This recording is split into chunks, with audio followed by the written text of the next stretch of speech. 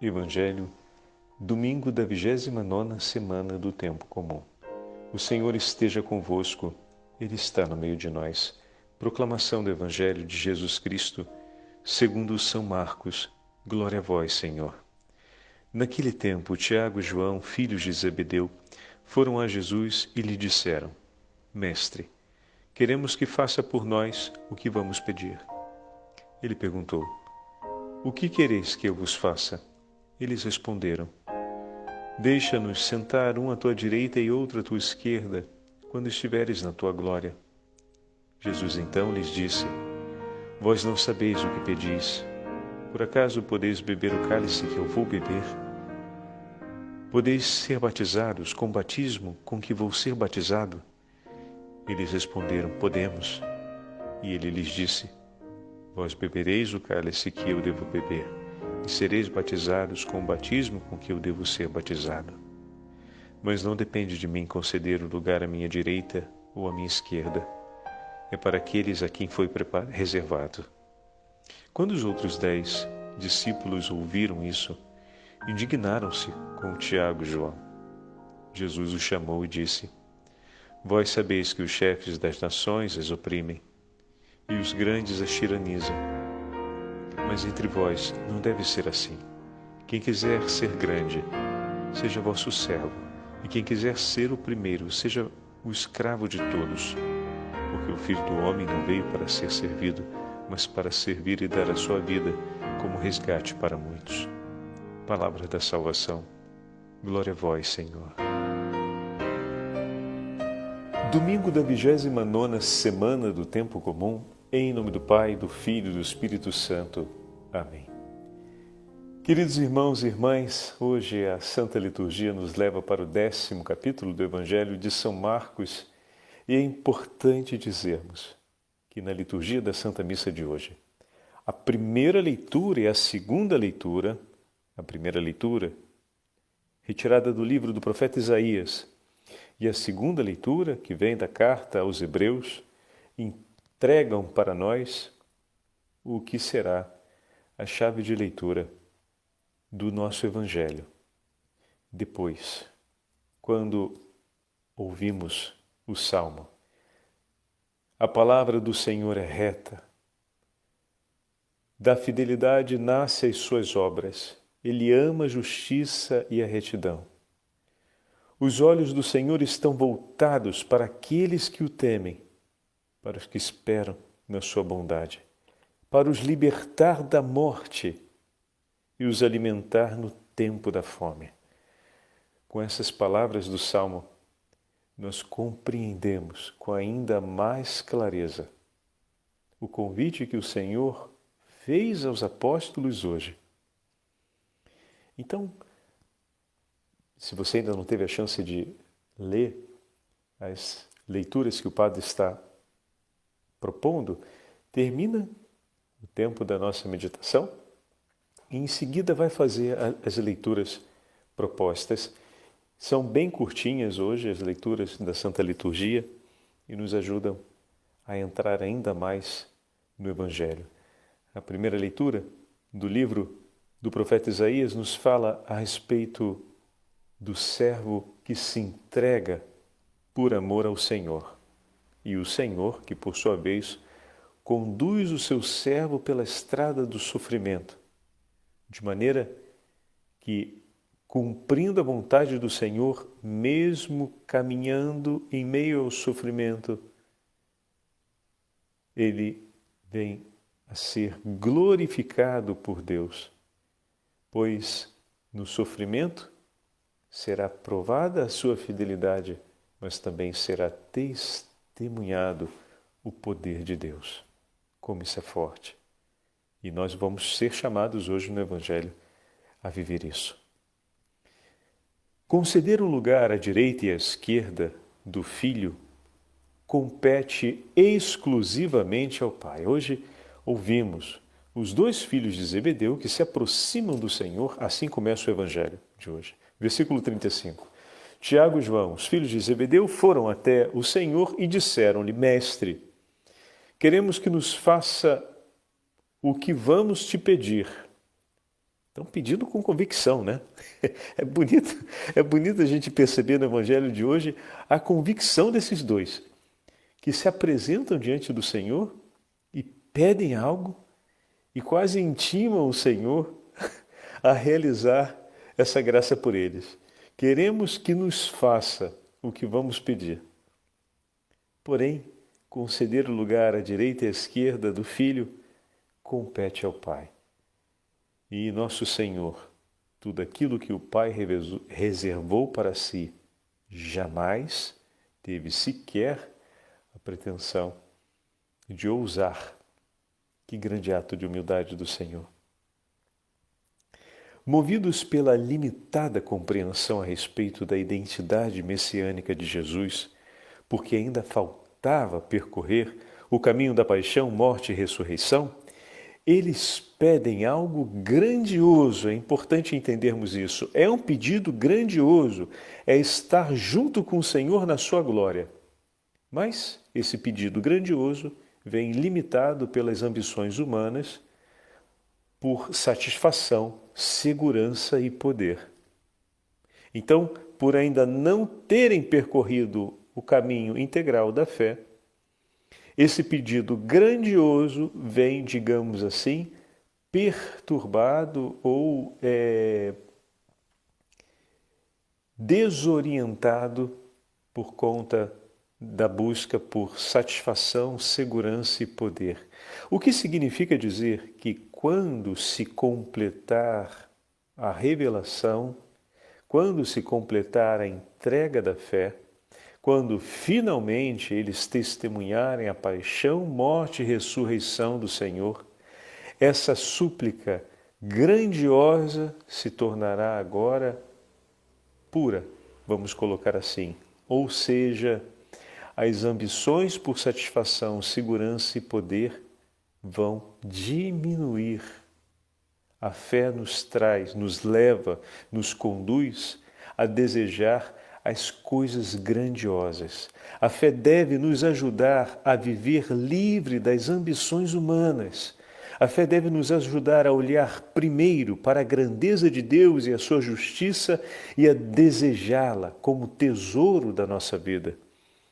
Jesus em nenhum momento condena o desejo ou repara, por assim dizer, ou seja, faz um conserto, uma nova ponderação de medida sobre o pedido que eles fazem, o pedido de estar junto com Ele na glória. Mas o Senhor declara a verdade, conceder o lugar à direita e à esquerda compete ao Pai e não a Ele.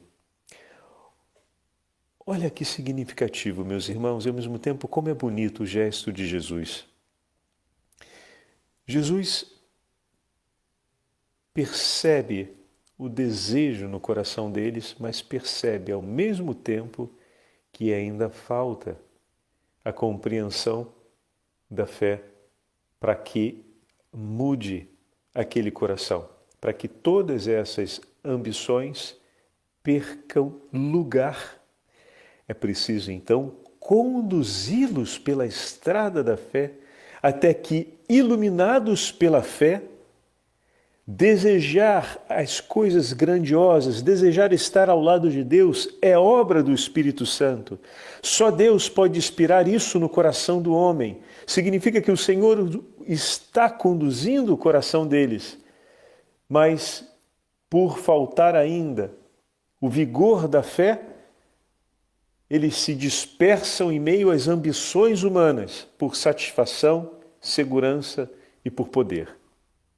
Então o Senhor vai conduzi-los agora através da estrada da fé, de maneira que, sendo iluminados pela fé, possam, enfim, permanecer desejando com ainda mais vigor e com menos imperfeições a grandeza que desejaram no início, inspirados por Deus.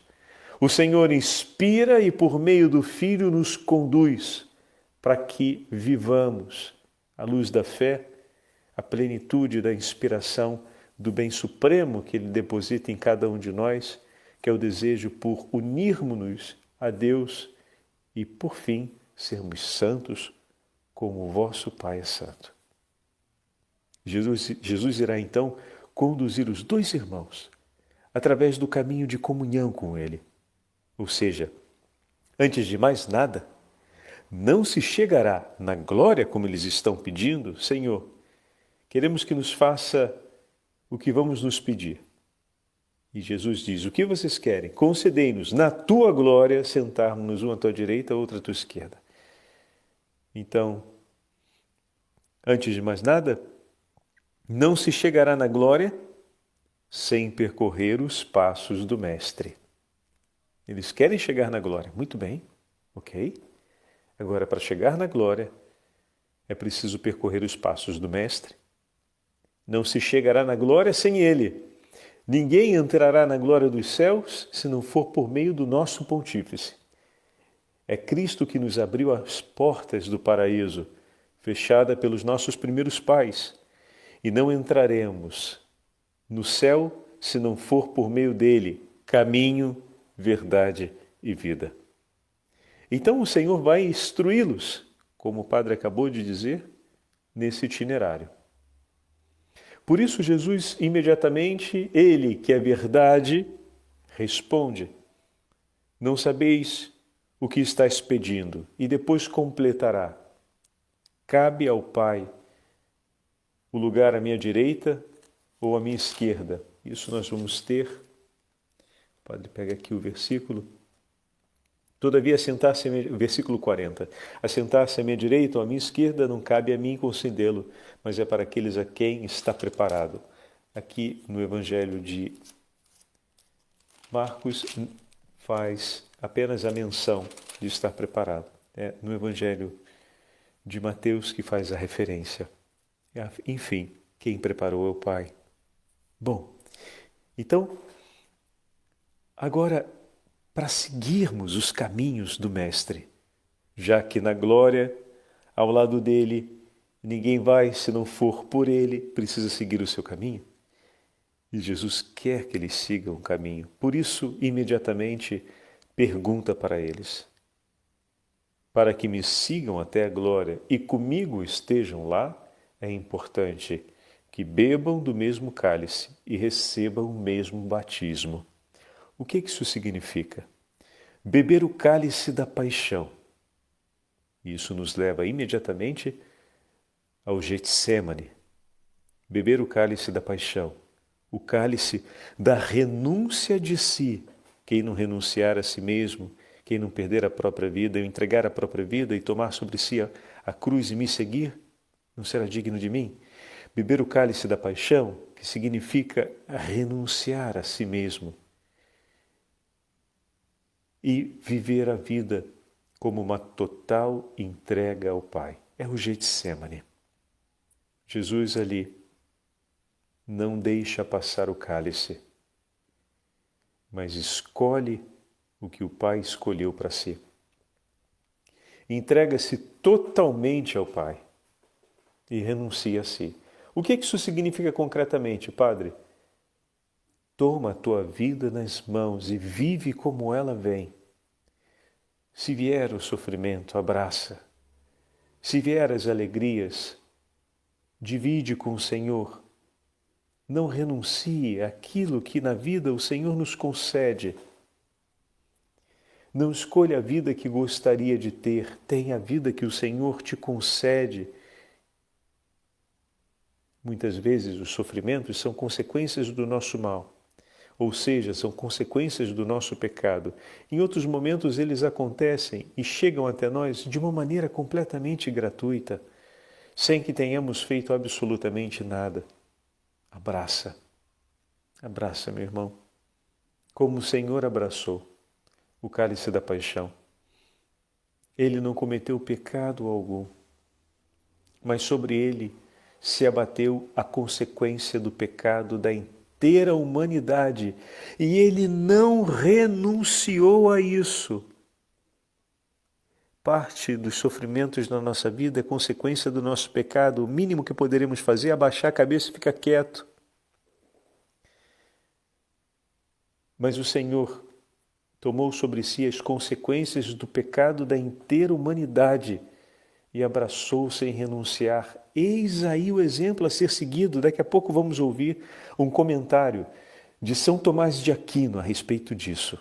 E é realmente comovente, ao menos para mim, é comovente as palavras de São Tomás de Aquino, primeiro porque são de uma clareza e depois que pontuam elementos que são fundamentais para a nossa fé. Então, pensem nisso. Muitos dos sofrimentos na nossa vida é por consequência dos nossos pecados. O mínimo que poderemos fazer é abaixar a cabeça e, batendo no peito, dizer: Senhor, perdoa-me. Mas o nosso Senhor, que não cometeu pecado algum, tomou sobre si o peso do pecado de toda a humanidade e acolheu. Quando se abate sobre nós as consequências do pecado presente do mundo por conta do coração malvado de nossos irmãos e irmãs, por que vamos levantar a cabeça de maneira orgulhosa e vamos dizer: isso eu não aceito, isso eu não tolero, ou então dizer: o que eu fiz para merecer isso?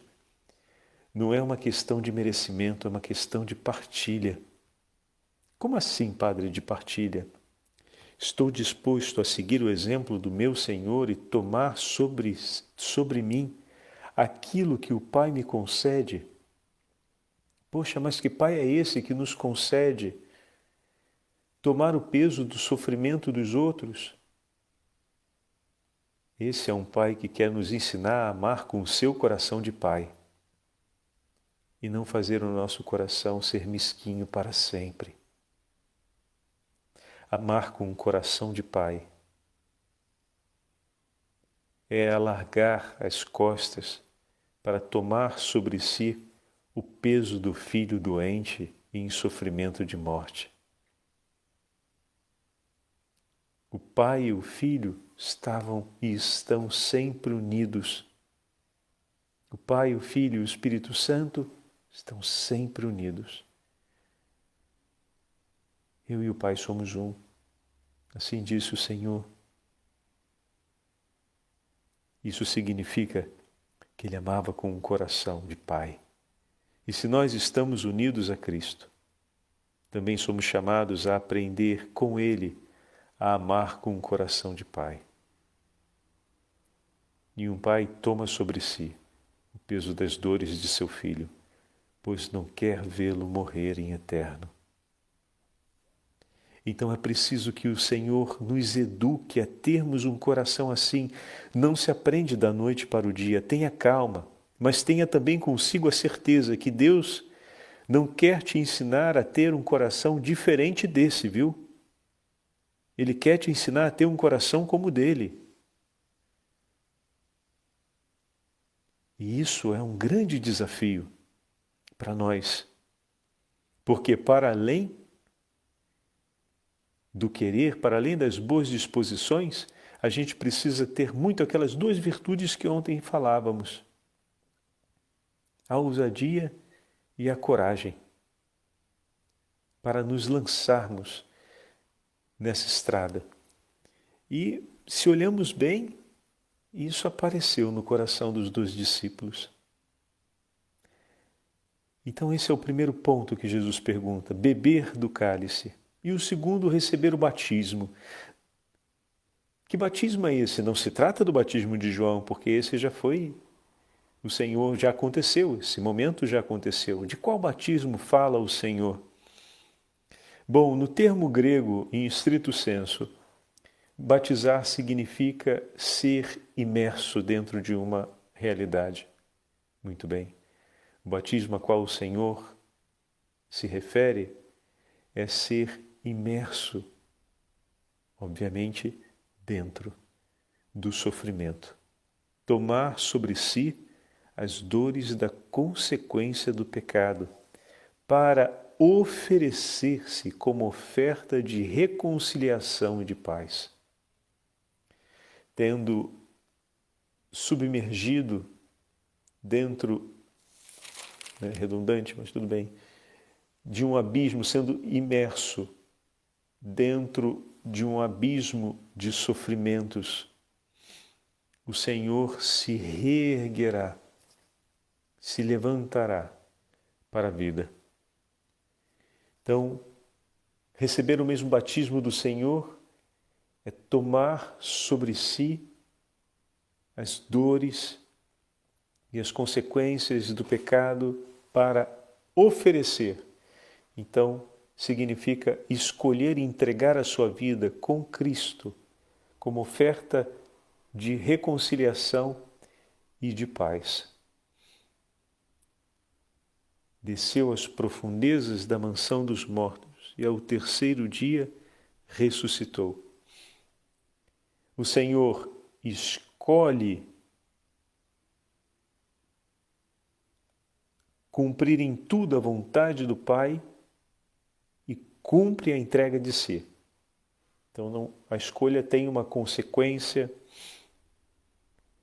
clara e imediata, que é o batismo. Ou seja, ser imerso num abismo de sofrimentos, escolher entregar a própria vida, fazer de si uma oferta, e o fruto dessa oferta é a reconciliação e a paz que, em nome de Cristo, é assegurada. Quando os discípulos, os dois irmãos, então respondem, se vocês perceberem, a resposta tem uma qualidade muito parecida com aquela da vocação. Eles praticamente de imediato respondem. Eles disseram-lhe: podemos. Uma resposta imediata com uma única palavra: podemos. Então aqui temos o vigor ainda, né? O vigor apostólico presente. Podemos. E Jesus replicou: do cálice que eu beber, vós bebereis, e com o batismo que eu for batizado, sereis batizados. O Senhor poderia ter respondido simplesmente: tudo bem, mas se vocês repararem, Marcos coloca Jesus na dupla sentença, confirmando as duas proposições que ele fez. Eles respondem de maneira única: podemos, e o Senhor confirma separadamente as duas proposições, deixando claro que se tratam de dois movimentos que precisam acontecer: a renúncia de si e a entrega propriamente dita. Então, significa que existe sim um sofrimento a ser enfrentado, uma morte a ser enfrentada, existe sim um sacrifício onde seremos vítima. Não é possível seguir a Cristo sem se tornar vítima pela salvação dos homens, sem se tornar sacrifício vivo pela reconciliação do mundo em Cristo Jesus. Não tem como. Então, as duas realidades, elas estão juntas. E Jesus confirma a resposta dos irmãos, dizendo, poderíamos dizer assim, o seu amém sobre o amém deles. Mas, além disso, então, Padre, além dessa resposta em dois tempos que Marcos escreve para mostrar claramente a distinção entre a renúncia e o tornar-se vítima como entrega de si, ao mesmo tempo se consolida ali um amém. É verdade. Eles dois disseram sim, responderam à pergunta de Jesus, e Jesus responde confirmando a resposta deles sobre a resposta que eles deram. E dessa forma, o Senhor, com a sua confirmação, assegura em favor dos dois todos os dons que lhes será necessário para viver tal escolha. Então, essa resposta de Jesus sobre a resposta deles, Jesus poderia ter dito: tudo bem, ok, então tá bom, vamos em frente, ou qualquer outra resposta desse tipo, ou simplesmente poderia não responder, seguir para um outro assunto, mas ele responde confirmando as duas coisas. E essa confirmação do Senhor assegura. Então não basta somente o querer dos discípulos. O Senhor recolhe o amém deles e declara a Ele amém com eles.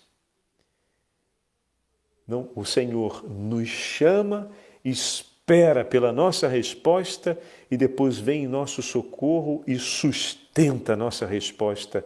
E coloca a sua mão sobre a resposta que foi entregue e coloca a sua voz sobre a nossa voz e confirma, assegurando todos os dons necessários para que se cumpra aquilo que declaramos.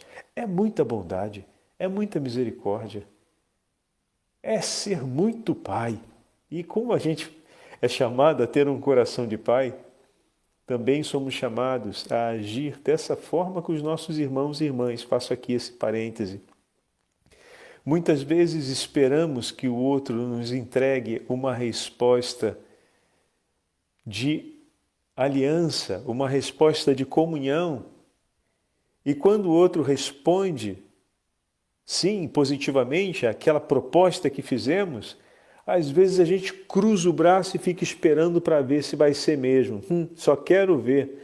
Você vai fazer isso de novo? Não, não vou fazer. Você vai me levar a sério? Vou levar. A nossa aliança agora vai ser uma aliança firme? Vai ser firme sim. Aí a gente cruza o braço e diz, vamos ver. Vamos ver até quando. Ou então não diz nada, diz só tá bem, sim, tá bom, tá bom. Aquele tá bom que é uma desconfiança que gera até um mal-estar, né? Às vezes um tá bom pode ser pior do que uma discussão, porque parece que corta, né? A esperança, desqualifica, acho que a expressão melhor que representa, às vezes certos tá bom, que desqualifica aquela palavra que foi dada. Isso é tão ruim, isso tira tanto vigor interior nosso e ao mesmo tempo diminui tanto a nossa confiança, né, no outro também, porque parece que já parte do princípio que por mais que eu faça alguma coisa, eu não vou ser capaz de conseguir não desapontá-lo ou ser suficiente por ele. Bom, mas isso é só um parêntese. É importante aqui, voltando, é que nós não tenhamos essa atitude, mas que aprendamos com o Senhor, que ao mesmo tempo que recolhe a resposta do outro, coloca a sua mão junto dele, ou seja, coloca a sua palavra junto dele, dá fé junto com ele. Mas essa atitude do Senhor é para assegurar todos os dons que são necessários. E como eu vou assegurar o que é necessário para o outro, Padre? Eu não tenho esse poder. Bom, mas tenho o poder de interceder por ele.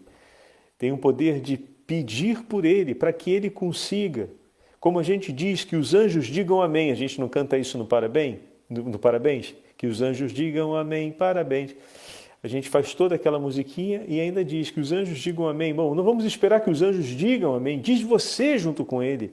É possível a gente dizer amém junto com o nosso irmão, ainda que você não tenha força de dizer explicitamente como o Senhor fez aos discípulos, mas no íntimo do teu coração, leva esse amém para junto do sacrário, para junto do altar do Senhor, leva esse amém para o terço e suplica por ele, meu irmão, meu Senhor, meu irmão, declarou, diante do que eu lhe disse, para que voltasse à comunhão, que ele ia assumir um compromisso verdadeiro, de maneira que pudéssemos outra vez estarmos juntos e em paz. Eu te peço por ele, Senhor.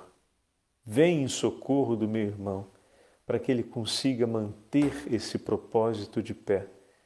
Não há propósito de comunhão que não seja inspirado por ti, Senhor. Eu suplico por ele, para que ele consiga, e te peço, dai-me um coração sensível de pai como o teu, para que eu consiga estar próximo dele e encorajá-lo, e não algemado nos meus medos e inseguranças, no meu terror interior pelo que se passou entre nós, mas que eu possa estar ao lado dele para encorajá-lo toda vez que for necessário, Senhor. Que eu possa confirmar os teus dons por uma presença de paz ao lado dele. Sei que isso ainda vai ser difícil, mas eu te peço, porque para ti, Senhor, nada é impossível. Vem em meu socorro e vem em socorro do meu irmão. Essa é a oração, meus irmãos. Isso é dizer o nosso amém junto com o amém do outro, como o Senhor fez. O momento seguinte do Evangelho é a indignação dos 10. Ela também é motivada pelas mesmas ambições humanas que moveram os 2 irmãos no início. A busca por satisfação, segurança e poder. Bom, o pedido dos 2 diante dos 10, convenhamos, soou quase como uma traição, uma puxada de tapete, como a gente costuma dizer, né? Pô, rapaz, vocês 2 foram pedir isso, né? Poxa vida, como assim? Bom, aqui chegou a hora do Senhor ensinar a medida para quem quer tomar parte em seu reino. Afinal, é preciso que deixemos isso claro. À parte as ambições que tocava o coração de 2 e de 10, todos, meus irmãos, todos queriam estar com Jesus em seu reino. Perceberam essa parte positiva dentro do episódio? Porque parece que de todo o episódio tem só coisa negativa, né? Não, não. Os 10 desejavam estar com ele na sua glória. Os 10 estão também aprendendo, ou melhor, ainda não receberam completamente a revelação da fé, ainda não foram completamente iluminados pela fé.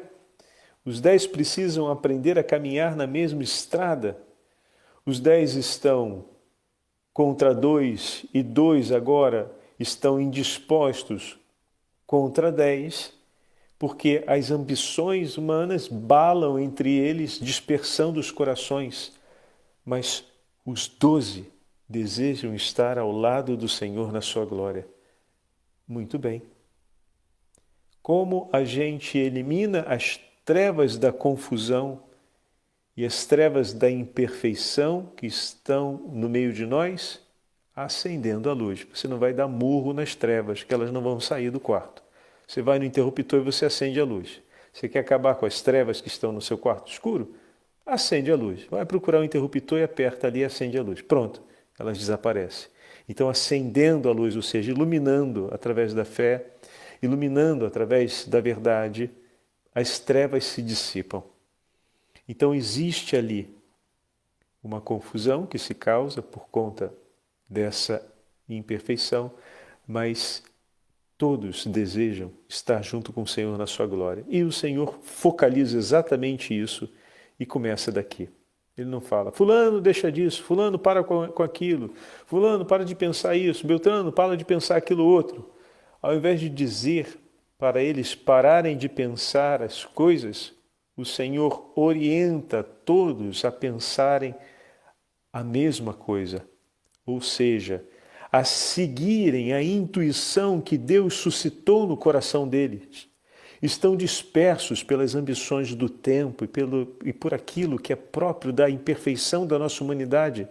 Então, a inspiração perfeitíssima de Deus que está no coração deles, que é desejar estar com Cristo na glória, é para ali que o Senhor aponta e orienta eles agora a olharem todos juntos, pois a comunhão deles está ali.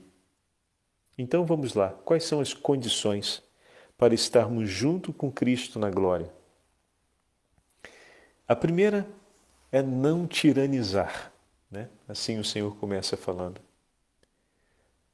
Chamou Jesus a si e disse, sabeis que aqueles que vemos governar as nações as dominam e os seus grandes as tiranizam. Bom, então, primeira, não tiranizar, ou seja, não impor o medo e a opressão contra o seu irmão.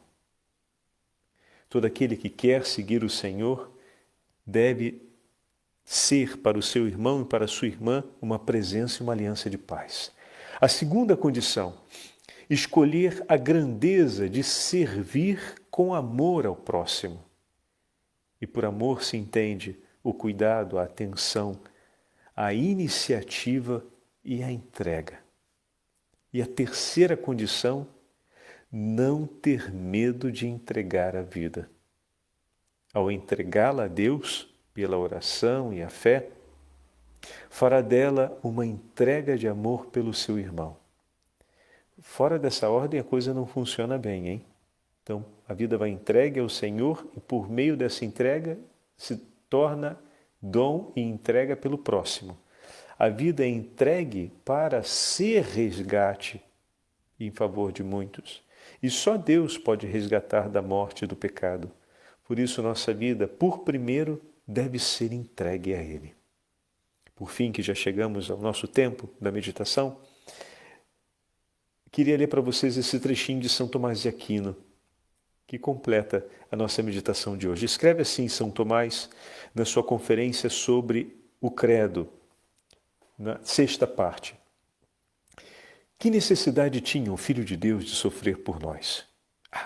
Uma grande necessidade que podemos resumir em 2 pontos.